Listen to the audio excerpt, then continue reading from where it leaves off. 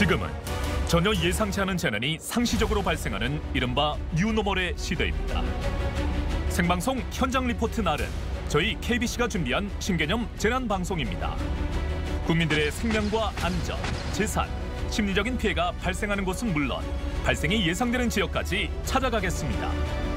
TV와 유튜브 생방송을 통해 지역의 한계, 편성의 한계, 정보의 한계를 뛰어넘는 재난 현장 리포트를 준비하겠습니다.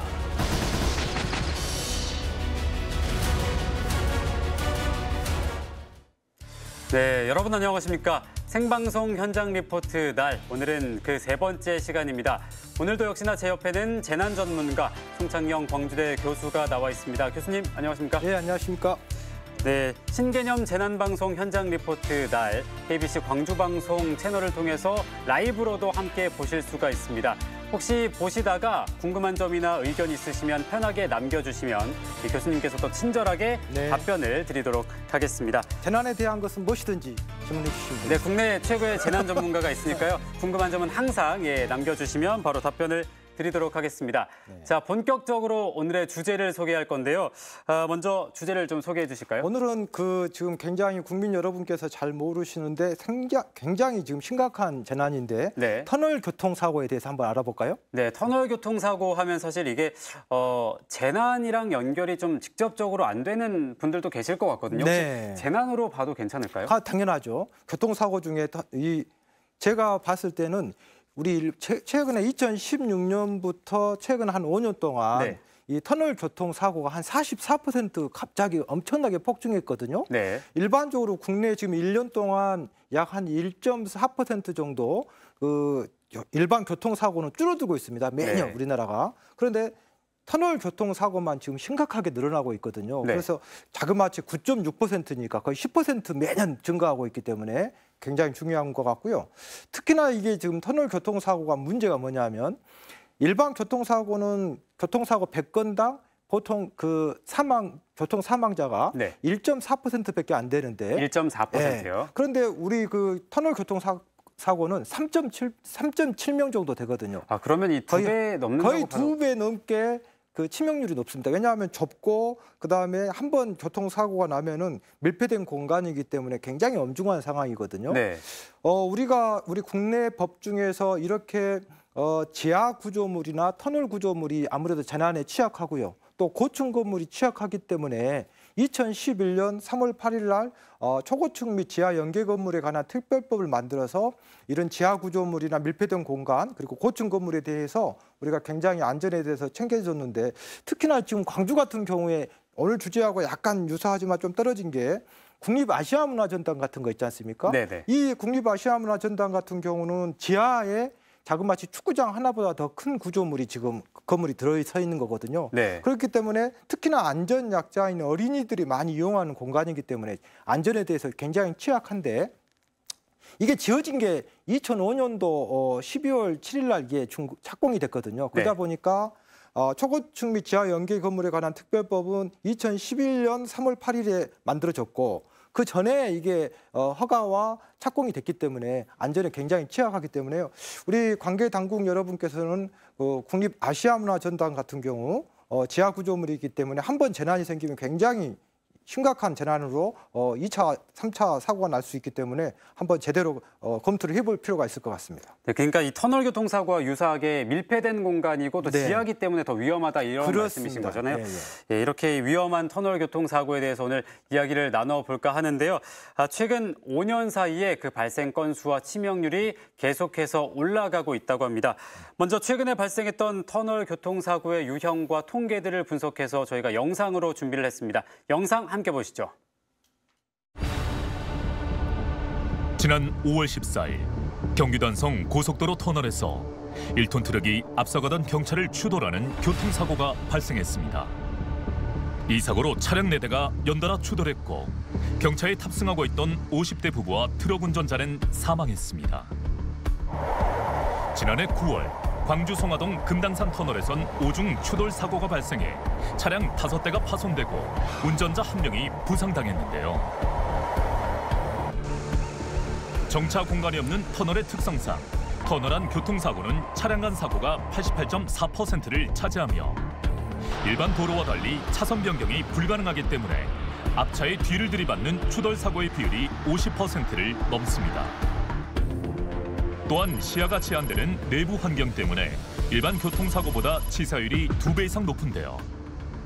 터널은 폐쇄적인 구조 때문에 사고가 발생하게 되면 그 사고 차량 자체가 지체와 사고를 유발할 수 있는 장애물이 됩니다. 또 사고 차량 내부에 있었던 탑승자들이 대피할 공간이 없기 때문에 큰 사고로 이어지는 경우가 많이 있습니다. 문제는 이러한 터널 안 교통사고가 매년 증가하고 있다는 점입니다. 2016년부터 5년간 터널 교통사고 건수는 44%포인트 이상 증가했고 사망자 역시 48%포인트 증가했는데요. 같은 기간 동안 감소 추세를 보이는 전체 교통사고 건수 및 사망자 숫자와는 상반된 수치입니다. 광주 지역의 경우는 더욱 심각합니다. 5년 전에 비해 터널 안 교통사고 건수는 3배가 늘었고 부상자 수 역시 3배 이상 증가했는데요.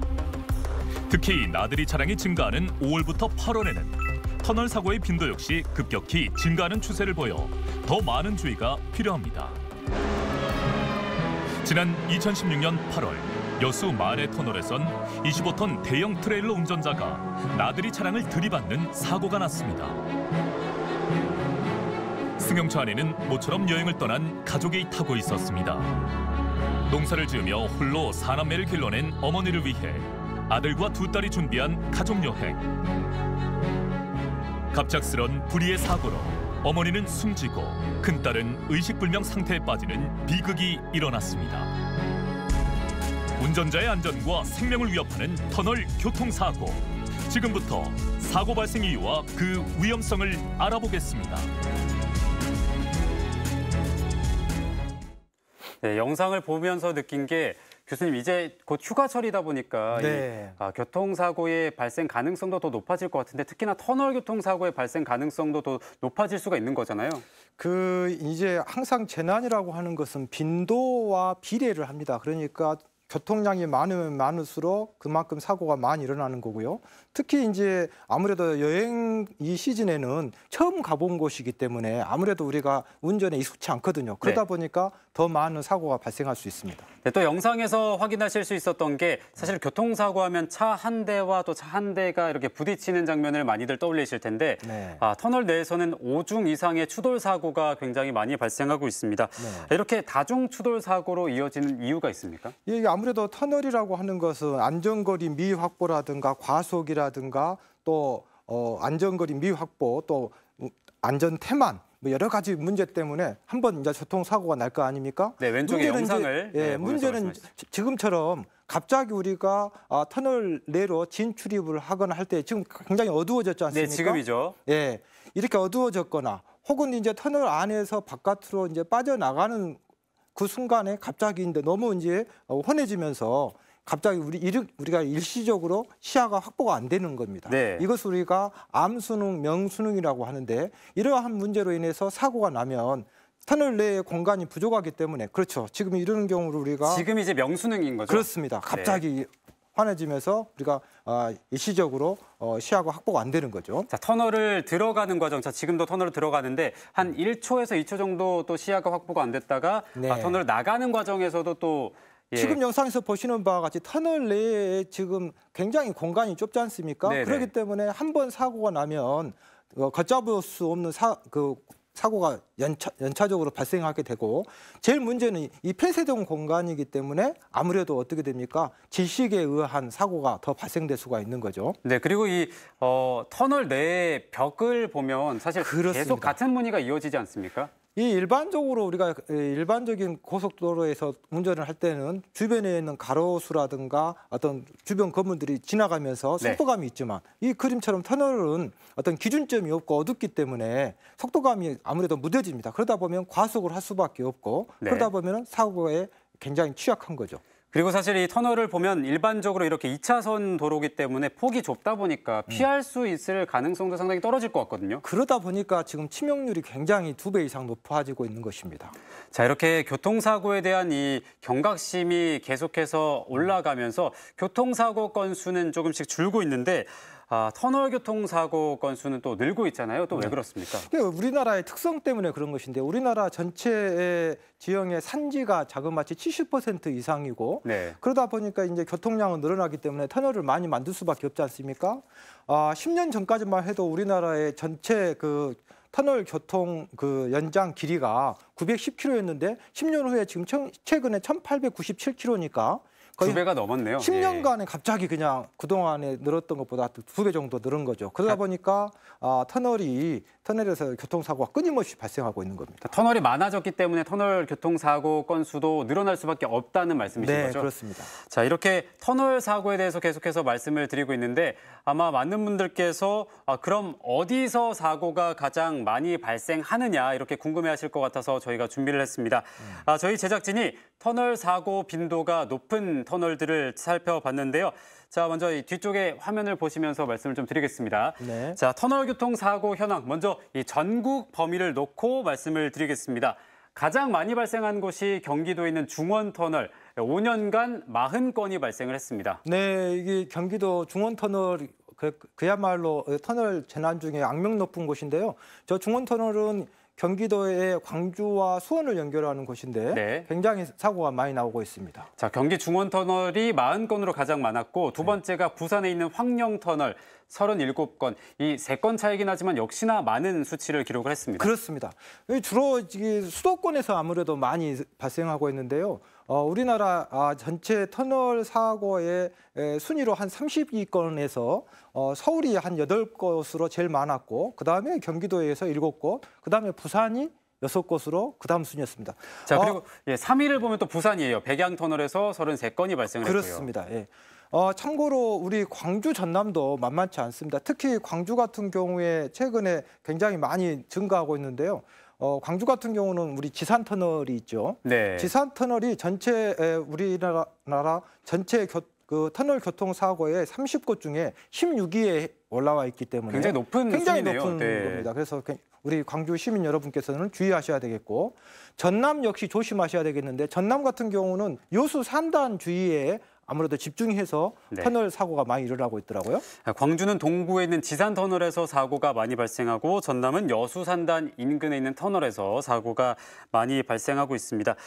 교수님 보니까 우리 지역도 그렇지만 이 수도권도 그렇고 부산도 그렇고 터널 교통사고가 많이 발생하는 곳을 보면 공교롭게도 이 산단 인근에 있는 터널에서 또 사고가 많이 발생하고 있습니다. 왜 그렇습니까? 아무래도 산단에서 많이 일어나는 것은 저는 2가지라고 봐요.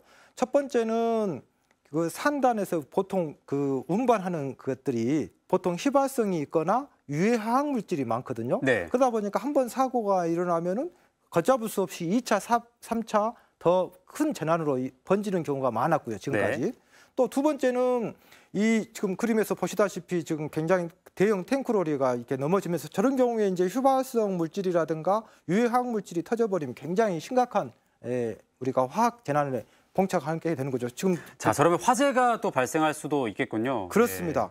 그다음에 이제 지금 그림 영상에서도 그렇지만 지금 산단 주변의 터널에서 큰 문제가 뭐냐면 대부분이 이 산단의 물류가 주간보다는 야간에 많이 일어납니다. 야간에. 왜냐하면 야간에 새벽이라든가 우리가 한밤중에 운반을 해야만이 교통체증이 덜하기 때문에 하는데 그러다 보면은 어떻게 됩니까?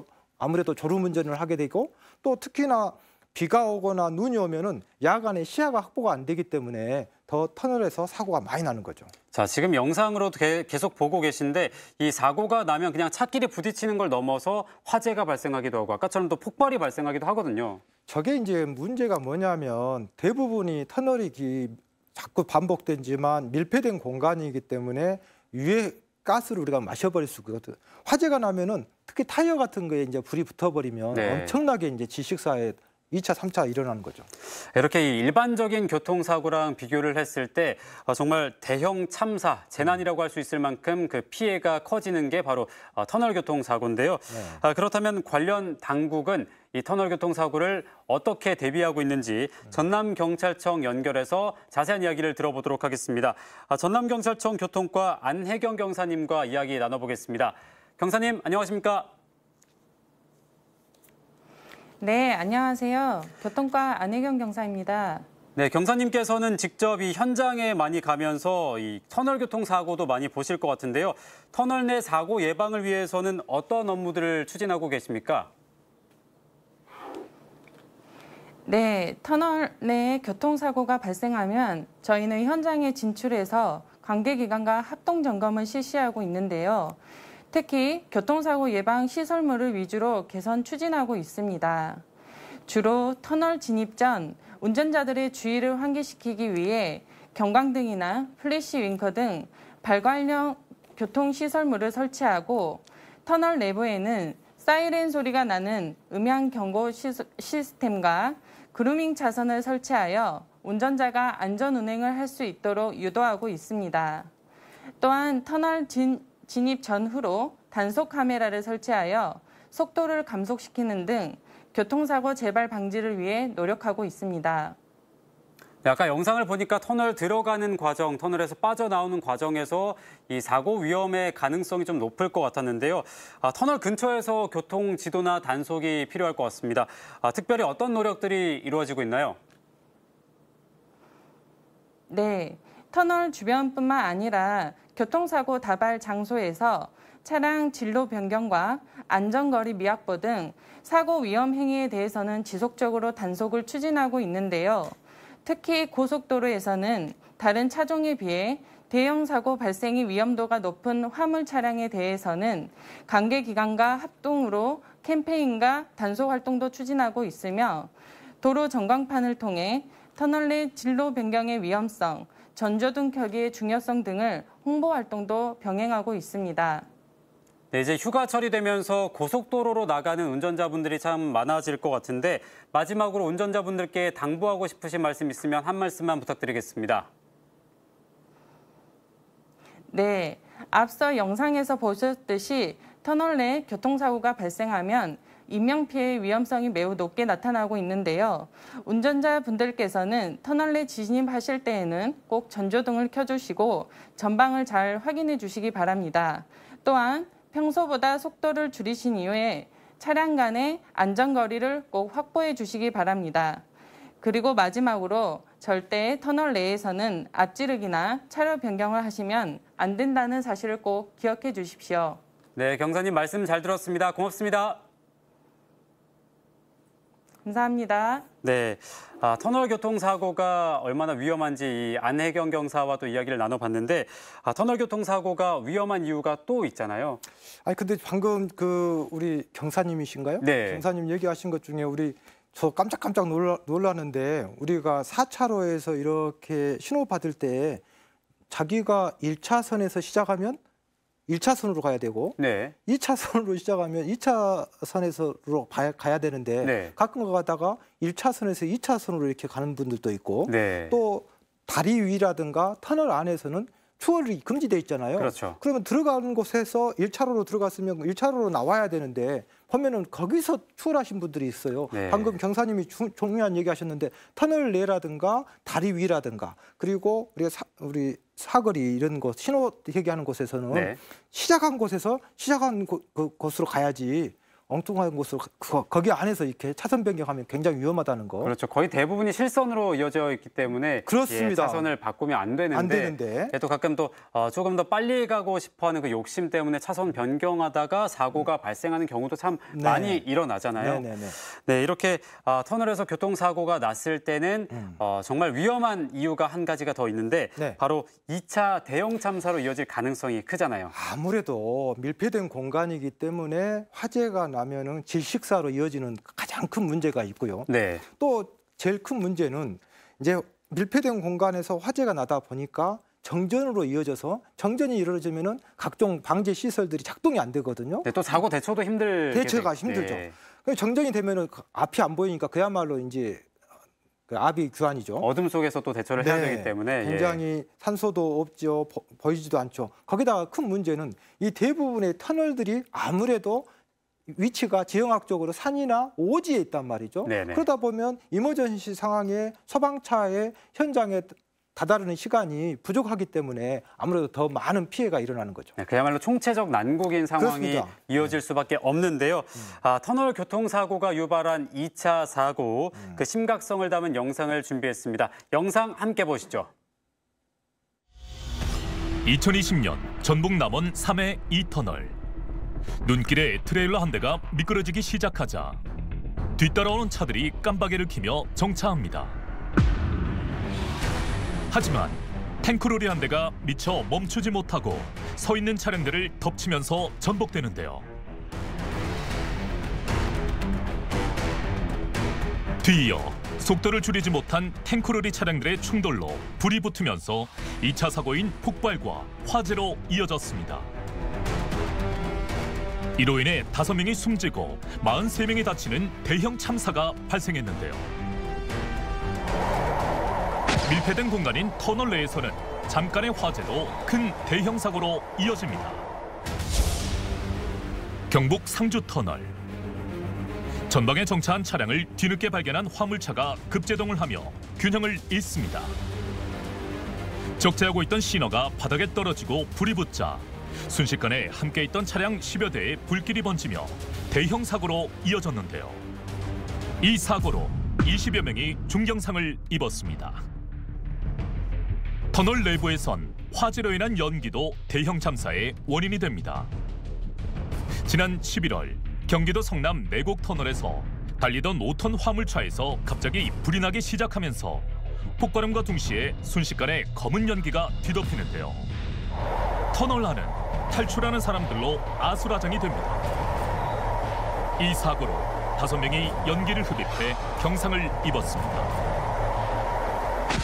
터널 교통사고로 인한 2차 화재 사고는 일반 교통사고보다 사고 한 건당 사상자가 1.5배 이상 발생하며 다수의 인명피해로 이어지고 있습니다.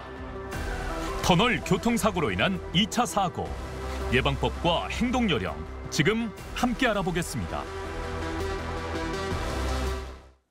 이 터널 내에서 사고가 났을 때 2차 사고가 발생할 가능성이 높을 수밖에 없는 이유가 이 위험물질을 실은 화물차들은 급제동이 힘들잖아요. 그렇기 맞습니다. 때문에 대형 참사가 사실 많이 발생을 했잖아요. 네.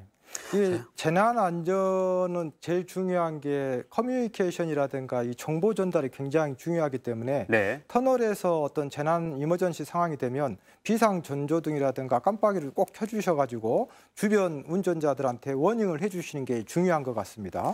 또한 한 50m 우리 터널 내에 50m 간격으로 우리 그 옥내 소화전이 있지 않습니까? 네. 그 옥내 소화전 옆에 긴급 전화기가 있기 때문에 재난은 정보 전달이 중요하다고 했지 않습니까? 그렇기 때문에 긴급 전화나 여러분들이 가지고 계시는 휴대폰을 이용해서 빨리 상황 전파를 해주셨으면 좋겠습니다.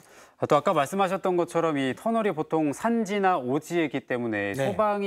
소방차나 이 대처를 해줄 수 있는 전문 인력들의 출동이 좀 늦어질 수밖에 없잖아요. 그렇습니다. 예. 예, 그렇기 때문에 사고 피해자들의 초기 안전 조치가 상당히 중요할 것 같은데요. 지금 또 국내에 하나밖에 없는 터널 사고 관련 안전 체험을 할 수 있는 방재센터에 이규석 리포터가 나가 있다고 합니다. 현장 연결해 보겠습니다. 이규석 리포터.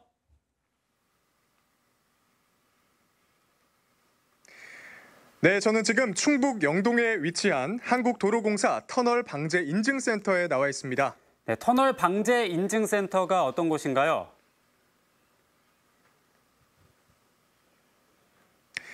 네, 이곳은 터널 내에 화재나 정전 사고가 발생을 했을 때 그 상황을 완전히 똑같이 재현할 수 있는 국내 최초, 국내 유일의 안전교육 체험 시설입니다. 뒤에 보이는 터널은 실제로 경부고속도로 영동 옥천 구간에 설치가 됐던 구 영동 터널입니다. 그렇기 때문에 실제 터널과 동일한 환경에서 사고 대응 교육을 받을 수가 있습니다. 제 옆에는 오늘 사고 시 여러 가지 행동 요령들을 알려주실 영동소방서 배태철 소방관님 나와 계십니다. 소방관님 안녕하십니까? 네, 안녕하세요. 네, 지금 저희 뒤쪽에 터널 입구에 진입 금지라는 거대한 경고 표지판이 붙어 있습니다. 어떤 의미를 갖고 있습니까? 네, 저 경고 표시는 터널 내부에서 각종 사고가 발생 시 자동으로 내려오게 됩니다. 저 경고 표시가 보이시면은 터널 내부로 절대 진입하시면 안 됩니다. 네, 말씀하신 것처럼 저러한 경고가 보일 때 절대로 터널 내부로 진입해서는 안 될 것 같습니다. 이렇게 숙지해야 할 안전수칙들이 그 외에도 굉장히 많습니다. 바로 전에 소방관님과 제가 직접 여러 가지 터널 사고 관련 안전 체험들을 진행을 했는데요. 터널 내부의 통신 상황상 생방송으로 전해드리는 점이 어렵기 때문에 저희가 미리 영상으로 준비를 했습니다. 영상으로 확인하시죠. 네, 현재 체험을 진행하기 위해서 터널 내부에 들어와 있습니다. 이곳 체험장은 실제 터널과 동일하게 재현이 돼서 실제로 들어와 있는 것 같은 느낌을 주고 있는데요. 소방관님, 첫 번째로 진행해볼 체험은 어떤 겁니까? 네, 이곳 터널 체험장에서는 피난 연결 통로 위치 및 피난 갱도 체험을 해보도록 하겠습니다. 네, 함께 들어가 보시죠. 네, 들어가시죠. 네. 지금 굉장히 연기가 많이 들어차 있습니다. 실제로 화재가 발생한 것처럼 너무나 급박한 환경이 지금 보여지고 있는데 실제로 사고가 났다고 생각하면 굉장히 아찔한 모습인 것 같습니다. 이런 곳에서는 어떻게 대처를 해야 합니까? 네, 실제 화재 현장에서는 짙은 농연으로 인해서 시야 확보가 어렵습니다. 이럴 경우는 코와 입을 막으시고 그다음에 자세를 최대한 낮춰주시고요. 가까운 피난구 유도등을 빨리 찾으시면 되겠습니다. 네, 이렇게 허리와 고개를 숙이고 주변을 둘러보니까 옆쪽에 피난 유도등이 보이고 있습니다. 이 피난 유도등에 지금 숫자가 적혀 있는데 어떤 의미입니까? 예, 피난 유도등 보시면은 피난 유도등 좌우측에 보면은 그 거리가 기재가 되어 있습니다. 이 가까운 거리를 보시면서 그쪽으로 이동을 하시면 되겠습니다. 네, 지금 피난 유도등에 적혀 있는 방향으로 한번 저희가 직접 이동해 보도록 하겠습니다. 가시죠. 지금 앞쪽이 하나도 보이지 않아서 너무나 답답함이 느껴지는데요. 앞쪽에 비상구라는 글씨가 갑자기 보였습니다. 이건 어떤 문입니까? 네, 이 피난 갱도 같은 경우는 그 연기 확산을 차단하기 위해서 슬라이딩 구조로 되어 있습니다. 그래서 이 문을 열고 나가시면 자동으로 60초 후에 닫히는 구조입니다. 이 미시오 이 위치를 보시고 밀고 나가시면은 다음 그 건너편으로 나가게 되었습니다. 네, 지금 미시오라는 글자가 보이기 때문에 저와 소방관님이 이 글자를 문을 밀고 직접 비상구를 탈출해 보도록 하겠습니다. 네, 나오겠습니다. 네, 슬라이딩으로 제작된 문을 열고 직접 비상구를 탈출을 했습니다. 앞쪽이 하나도 보이지 않는 아주 급박한 상황이었는데요. 바로 다음에 체험해볼 두 번째 체험은 어떤 건지 한번 현장으로 이동해 보도록 하겠습니다. 네, 소방관님, 두 번째로 체험해볼 건 어떤 겁니까? 네, 이 시설은 옥내 소화전 시설입니다. 네, 이 옥내 소화전이라고 하는 건 우리가 일상생활에서 많이 본 것 같긴 한데 어떻게 이용하는지는 사실 잘 모르는 사람이 많은 것 같습니다. 저도 잘 모르겠는데 한번 설명을 해주시죠. 예, 옥내 소화전에서 간단히 설명을 드리겠습니다. 이게 위에 보시면은 발신기 시설이 있는데 이 발신기에 보면은 버튼이 있습니다. 화재 났을 때는 이 발신기를 누르게 되면은 도로관리부서 상황실로 연결되니까 바로 이렇게 조치를 해주시면 되고요. 이 아래쪽에 보면 그 소화전 함이 있는데 소화전 함은 이렇게 열어주시면은 안에 소방 호수가 적재되어 있습니다. 그러면 이 사용법은 소방 관창하고 소방 호수를 바닥에 내려놓으시고요. 그 다음에 여기는 그 밸브를 시계 반대 방향으로 돌려주시면 되겠습니다. 네, 그러면 호스를 바닥에 내려놓고 물을 돌린 다음에 불이 난 곳을 향해서 물을 쏘면 되는 거죠? 예, 그렇게 사용할 때 되겠습니다. 네, 지금 저 멀리에는 불타고 있는 자동차의 모형이 보이고 있는데 제가 직접 이 소화전을 이용해서 불을 한번 꺼보도록 하겠습니다. 사용해 보시죠. 네.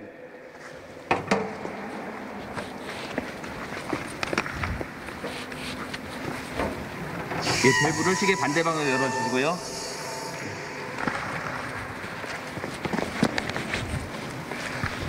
네, 모형을 향해서 물을 뿌리고 있습니다. 굉장히 수압이 강하기 때문에 들고 있기가 힘이 듭니다. 하지만 실제 상황이라고 생각하면 체력적으로 버티면서 이렇게 소화를 해야 될 것 같습니다.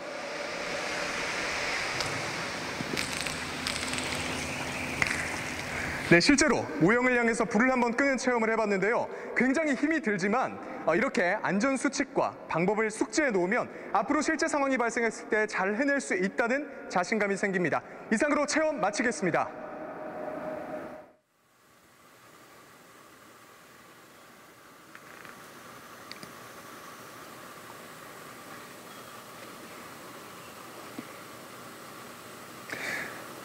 네, 영상을 통해서 화재가 발생했을 때 어떻게 행동을 해야 되는지 그 요령을 한번 배워봤습니다. 소방관님, 마지막으로 시청자 여러분께 하실 말씀이 있으시다고요? 예, 터널 사고 시 소방관 진입이 다소 늦어질 수 있습니다. 또한 터널 내부에 많은 연기가 발생하여 침착한 대처가 어렵습니다. 이런 경우 당황하지 마시고 오늘 배운 요령대로 침착하게 대응하셔서 우리 모두의 안전을 지켜주시기 바랍니다. 네, 지금 말씀하신 것처럼 비상 상황이 발생했을 때 당황하지 말고 저희가 알려드린 안전수칙을 준수하시면 좋을 것 같습니다. 네, 오늘 체험을 도와주신 영동소방서 배태철 소방관님 고맙습니다. 네, 고맙습니다. 네, 지금까지 한국도로공사 터널방재인증센터에서 취재 리포터 이규석이었습니다. 네, 또 이규석 리포터가 충북 영동까지 가서 이 배태철 소방관님과 함께 이 시청자들에게 조금 더 생생하게 안전 대처 요령을 알려드리기 위해서 또 애써줬습니다. 저희 모두 이 안전 요령을 좀 잘 기억을 했다가 네네. 만약에 사고가 났을 경우에는 또 저렇게 잘 대처를 하는 것도 필요할 것 같습니다. 네네. 혹시 뭐 이 밖에도 또 다른 안전 대처 이 행동 요령이 있을까요? 좀 전에 말씀드린 것처럼 터널 내에서 재난이 생기면 항상 비상등을 켜주셔서 다른 운전자들한테 워닝을 해줬으면 좋겠고요. 네. 또 50m 간격으로 옥내 소화전, 방금 영상 보시는 것처럼 옥내 소화전이 있고 또 그 옆에 긴급 전화기가 있기 때문에 상황 전파를 해주셨으면 좋겠고요. 소화기라든가 소화전을 이용해서 초기 진압을 빨리 해주셔야 되겠고 만약에 초기 진압이 실패한다면 빨리 재난 현장으로부터 벗어나는 게 좋습니다. 네. 벗어나실 때는 가능하면은 그 차량을 아무 데나 두시면 안 되고요. 엔진을 끄신 상태에서 키를 반드시 꽂아둔 상태로 나와주셔야 되겠습니다. 그러니까 시동은 끄고 차키는 꽂은 채로 탈출을 해야 되는 거죠? 그렇습니다. 그래야만이 후속 조치를 차로 이동시킬 수가 있기 때문에. 네. 사실 터널이 많이 생기면서 터널 사고도 늘어나고 있잖아요. 네네. 최근 우리 지역에서도 해저 터널을 비롯해서 정말 많은 터널들이 생기고 있는데 터널 안전 관련 제도에도 분명히 문제점이나 보완점이 있을 것 같거든요. 혹시 어떤 게 있을까요? 글쎄 이제 지금 우리나라에서 방금 전에 어디죠? 그 3회 터널, 3회 2터널에서 재난이 생겼었잖아요. 2020년도에 3회 2터널에서 굉장히 질식사로 인해서 굉장히 문제가 심각했는데 그 3회 2터널 지금 이게 지금 재현 설비입니다. 네. 제트 엔진을 이용해서 연기를 강제적으로 빼는 건데요. 지금 3회 2터널 같은 경우는 710m거든요. 근데 당시에 우리나라에 저런 강제적으로 매연을 빼주는 재현 설비가 당시에는 국토교통부에서는 1km 이상이었을 때 터널 길이가 1km 이상일 때만 저 재현 설비를 강제화했고 3회 2터널 같은 경우는 엄청난 사상자가 발생했음에도 불구하고 710m니까 저런 시설이 필요가 없었죠. 시설 설치 규정에 해당이 되지 않았군요. 그렇습니다. 그래서 그 다음 해부터 저희들이 이제 500m로 낮춰놨습니다. 근데 전국에 지금 문제가 뭐냐면 전국에 약 2,700여 개의 터널이 있는데 그중에서 500m 또 안 되는 게 굉장히 많고 또 그 이후에 이제 2021년 이후에도 우리가 500m가 넘어가는 것도 지금 예산 문제 때문에 재현 설비를 아직 못 하고 있거든요. 아직 완비가 안 된 거군요. 안 된 거죠. 그래서 전체 지금 제가 알기로는 총 2,700여 개의 터널 중에 아직 지금 재현 설비가 안 돼 있는 게 약 2,000여 개가 되기 때문에 굉장히 심각한 상황이죠. 이 안전 설비가 사실 2차 사고가 발생했을 때 화재가 발생하고 연기가 나왔을 때 연기를 좀 빼줘야 되는데 아직까지 500m 이하인 곳은 또 설비가 설치가 안 돼 있고요. 안 해도 되니까. 사실 500m라고 해도 굉장히 긴 거리잖아요. 이게 빈익빈 부익부거든요. 서울시 같은 경우는 2018년도에 중앙정부에 관련된 법이 개정되기도 전에 먼저 본인들 예산이 있으니까 빈익빈 부익자 거기서 서울시 같은 경우는 250m마다 재현 설비 250m가 넘어가면은 재현 설비를 하게 해놨거든요. 그리고 또 정전이 일어나면 위험하다고 했잖아요. 저런 것들이 작동이 안 되니까. 그러니까 서울시 같은 경우는 무정전 시스템이라고 해가지고 정전이 되더라도 바로 바이패스로 전기가 공급되는 이런 좀 서울시 같은 경우는 굉장히 잘하고 있기 때문에요. 서울시의 정책을 오히려 국가에서 범정부적으로 해야 되지 않나. 개인적으로 그런 생각을. 그러니까 지자체마다 조금씩 다르게 지금 진행이 되고 있는데 서울시를 좀 벤치마킹을 해서 지자체에도 지원이 좀 됐으면 좋겠다라는 말씀이신 거죠? 아무래도 재난안전이라고 하는 것은 항상 휴머니즘에 입각해서 기울어진 운동장을 바로 세우는 거기 때문에 예산이 많은 서울시는 되고 나머지 지자체는 굉장히 위험하다, 잘못된 거죠. 자, 이 우리나라의 터널 교통 사고에 대해서 계속해서 말씀을 드리고 있는데 사실 해외에 또 잘 된 사례를 보면서 따라가는 것도 좋은 방법이 될 수가 있잖아요. 근데 이제 재난이라고 하는 것은 항상 실패, 과거의 부끄럽고 아픈 재난에서 모티브나 교훈을 찾아서 안전한 미래를 도모하는 것이 그래서 이 지금 방송도 굉장히 그 의의가 있는데 1999년도에요. 프랑스의 몽블랑 터널이라고 있어요. 그 몽블랑 터널에서 대형 화재가 납니다. 그러니까 재밌는 것은 그 11.5km밖에 안 된 터널이 좀 길다면 긴데 11.5km인데 그 11.5km로 이 화면인 거죠? 예.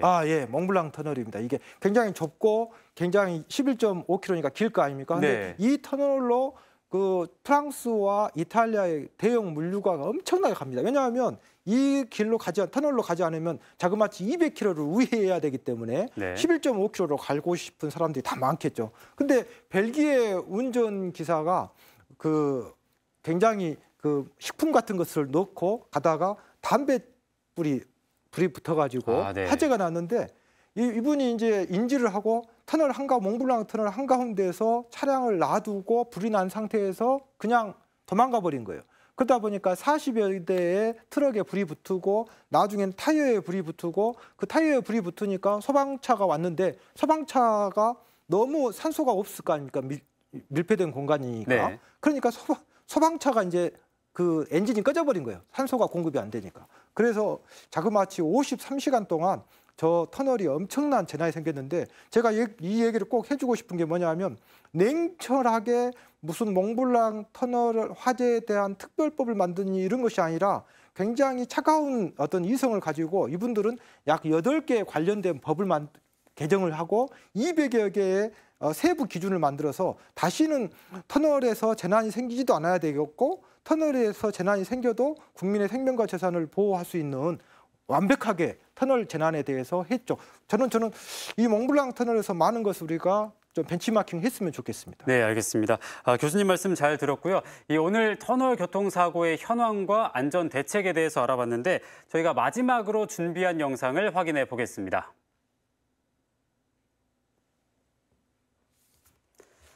자, 이게 이른바 가득 메운 차량들이 약속한 듯 옆으로 비켜섭니다. 광주와 화순을 잇는 신너리째 터널 안에서 교통사고가 발생하자 시민들이 모세의 기적을 만들어낸 겁니다. 터널 밖에서부터 사고 지점까지 1km 구간에 꽉 막혀있던 차들이 길을 열어주며 구급차는 단 1분여 만에 도착할 수 있었습니다. 위급한 상황에서 빛난 성숙한 시민의식 덕분에 부상자들은 응급처치와 함께 무사히 병원으로 이송됐습니다. 이 영상을 보면서 정말 전 소름이 돋았는데 아마 이렇게 사고 대처가 잘 될 수 있었던 건 시민들의 배려 덕분이 아니었을까 싶습니다. 공동체 안전을 지키는 최후의 보루는 성숙한 시민의식이 아닐까 싶은데요. 생방송 현장 리포트 날 저희가 준비한 소식은 여기까지입니다. 저희는 다음 주 목요일에 다시 찾아오도록 하겠습니다. 지금까지 시청해주신 여러분 고맙습니다.